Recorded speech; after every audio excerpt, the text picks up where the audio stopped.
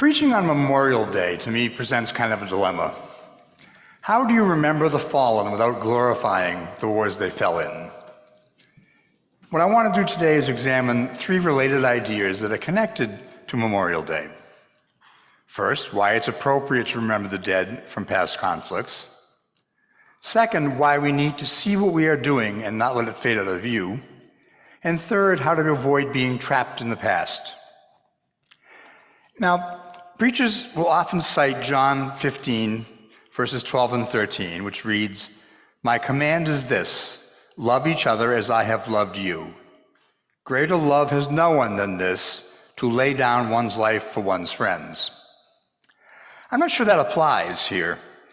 When people die on the field of battle, they aren't really dying for their friends in the way Jesus meant. And Jesus didn't necessarily mean laying down your life meant dying. Laying down your life is a life of service. There's lots of things you can do other than die in reference to that. But they were dying on behalf of a nation state or a political ideology. The people who fought in the wars the U.S. played a significant role in did so, for the most part, because they felt the U.S. was threatened, which is a little closer to John 15, or that the U.S. occupied the moral high ground. It's certainly a right thing to do to remember them and do things to honor their sacrifice and comfort their families. That part of the focus is entirely appropriate in the context of worship. The passage from John 15 is very applicable to first responders, who I served with for many years. Certainly when firefighters and EMTs and paramedics and police officers get killed in the line of duty, it's much closer to the idea of giving up your life for a friend. Remembering the fallen also gives us an opportunity to look at the conflicts themselves and why and how memory impacts behavior. Now, there's a dilemma created by the evolution of war, if I can call it that. Some people find it hard to believe, but the military really doesn't like to lose anyone. And they really don't like to impose civilian deaths. In recent years, they have developed and relied more and more on precision weapons, like drones, which enable targeting of a single person or a small group of targets, reducing the collateral damage and keeping U.S. service members out of harm's way. But doesn't that then change war into murder? Killing one person with a drone remotely piloted from halfway around the world is not the same as when people face each other in battle. Some die, some do not. And besides that moral question, lots of moral questions about war, we need to remember that the kids, and I mean kids, who operate these long-range murder weapons don't see what's happening. To them, it looks like a video game. They don't develop any understanding of the horrors of what's happening, and frankly, neither do we. And I think that's dangerous. After all, most of us can remember the TV news reports of the body bags and coffins coming home from Vietnam. The value of those reports was that it made the carnage real. It probably helped stimulate anti-war sentiments. Unlike a drone, this news forced us to be face-to-face with what we were doing, which is important. In much the same way, the AIDS quilt made the number of dead from AIDS much more real. Who could look out of the National Mall and not begin to grasp what was really happening? This is also true when we look across the wide fields of Arlington National Cemetery, or the cemeteries in Europe from World War I. The rows and rows of white crosses are so moving because they turn an abstract number into a concrete reality. And that's important. We erect monuments and memorials to those who die. Some of those monuments, like the AIDS quilts and the veteran cemeteries across the country, are more than just ways to remember, though. They force us to come face to face with the reality of what is happening. I don't want to imply that I think Memorial Day was established to glorify war. After all, it was originally called Remembrance Day. But today it serves two purposes, from my perspective, one of which is to remember and honor the dead, and the other is to remember how they died. If we're ever going to stop repeating the cycle of war, we need to remember and link those who died with the event. This is memory that is more than just pictures and images in our mind, but has a deeper impact, and it's why the concept of remembrance is so prominent in Scripture. The passage we read from Joshua, and this in context, Moses has died. God has given permission for the Israelites to go into the promised land. The Jordan River blocks the way. So the priests pick up the Ark of the Covenant and walk into the river, and the waters cease to flow so the entire nation can cross. And the stones that Joshua set up at the Lord's command serve three different purposes, which are similar, if not exactly the same, as the purpose memorials serve today. The first is to remember the facts. The stones were real. Each one was large. They were not hewn or touched by human hands.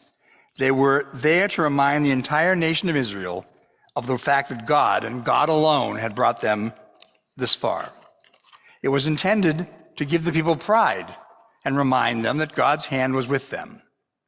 We can say the same thing about the U.S. Despite the problems we face today, many people believe that our victories across the ages have been with God's hand. The second is a reminder of faith. Joshua also set up another 12 stones, just like the first, but in the middle of the river. Now, once the Jordan started to flow again, those stones could not be seen. And that is like faith. Faith is often hard to see, but God knows it's there, and we know it's there, and it can sustain us. Joshua had just assumed leadership of the Israelites after the death of Moses, who obviously was a legendary, unparalleled leader, and no one was quite sure how Joshua would fill this role. So after he placed the monument, God exalted him in the sight of all Israel. This was a reminder and a reinforcement of the future. This is to remind them that God had provided a new leader and that Moses' loss was not as damaging as people may have thought at first. Remember the past, but look forward to the future, is what the message comes through there.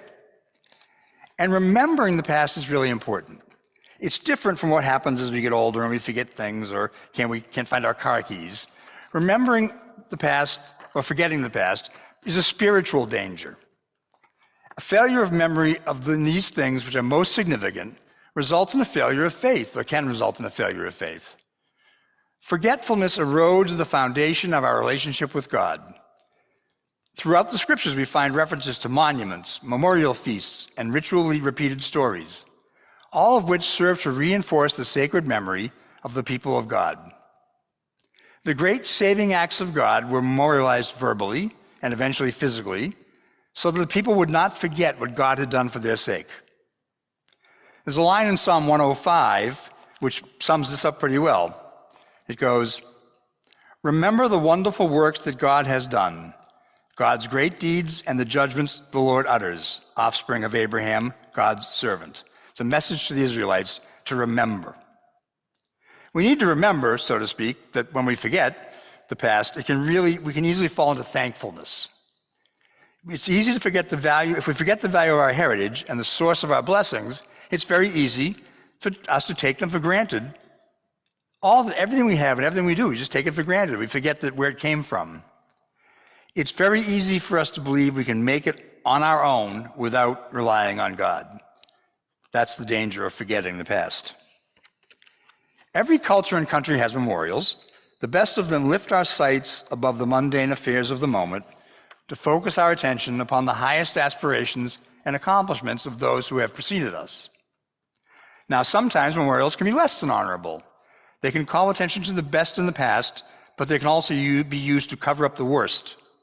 An impressive monument can bestow dignity upon a dubious endeavor or a questionable person of days gone by, which we've been seeing in our divided nation with the monuments to Confederate war heroes. I want to express an opinion on that, but it's the same idea. Some people think those monuments are honoring the wrong people. They're honoring dubious acts. We need to be careful to distinguish between remembering and learning from the past and dwelling on the past. Sometimes dwelling on the past is a way to escape the problems of the present and the disturbing prospects of the future. Sometimes we try to glorify days gone by, mainly because they are gone by. I think we all know people who seem to continuously talk about how great things used to be. Life was simpler, friendships were closer, motives were more pure, morals were higher, and so on. This is the golden age syndrome. It doesn't matter what age it was, it's better than today's age. And that's a waste of time.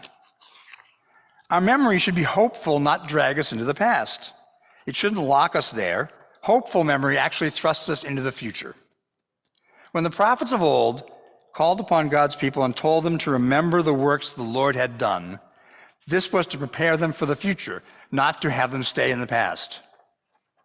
And of course, the most often quoted, easily remembered use of the word remembrance in the Bible is at the first Lord's Supper. When we celebrate communion, we use the same words of institution that Christ did when he said, "Do this in remembrance of me." It's not that we are remembering the crucifixion so much as we are remembering God's love and what he did for us. For Christians, it's not just looking behind and dwelling upon what had been. It's intended to remind us of our belief that more wondrous things are yet to come for those people of faith and for those who have already died, who live in the sight of the resurrection. And we as Christians believe that death is not the end. So as you celebrate with your family and friends, try to learn a new skill of hopeful memory. When you remember the past, remember it as it thrusts you into the future and brings hope for what's to come. Honor what has happened and realize that there are more things ahead for us as long as we listen to God and walk in his sight. When Jesus was dying, or about to die, and when he's dining with his disciples on the Passover before his death, when he said, "Do this in remembrance of me," that wasn't a commandment. It was a request. It was important that the disciples remember him and what he did. It's the same request that almost everyone makes as they approach death. They want to be remembered. And that's a fair thing. That's not egotistical or evil. It was a request from a human being, fully human God, who knew he was going to die, and he wanted to be remembered by those closest to him. That sentiment is always appropriate. And it's out of that remembrance that Jesus wasn't asking them to remember him and start a new religion. He was asking them to remember him as a human being, as a person, the same way we ask our friends to remember us. It happened that that memory grew into Christianity through the work of many people, but it starts with remembering people and remembering the past in a way that helps us do better in the future. So I think Memorial Day is appropriate in the context of a wider lesson about remembering, about honoring those who sacrificed themselves for what they believed in and what many of their fellow countrymen believed in at the time. Even though those beliefs change, it doesn't change what they did. In fact, it's appropriate to honor the dead on both sides of any conflict, because no one goes into the conflict not believing in what they're doing, for the most part. I'm leaving aside Vietnam and draftees in that context, but still, most people believe what they're doing, whether they're on the losing side or the winning side, and always remember the winners write history. So that's one of the first things they taught us in seminary. The history professor was, remember, it's the winners who write history. It's the winners who set the orthodox beliefs. The ones that didn't get picked as the orthodox belief weren't necessarily wrong. They just didn't win the argument. So don't always assume that what you hear about the past is the right answer. Form your own judgments, but remember that there's much more wonderful stuff ahead of us, and that's built on the foundations laid in the past. Amen.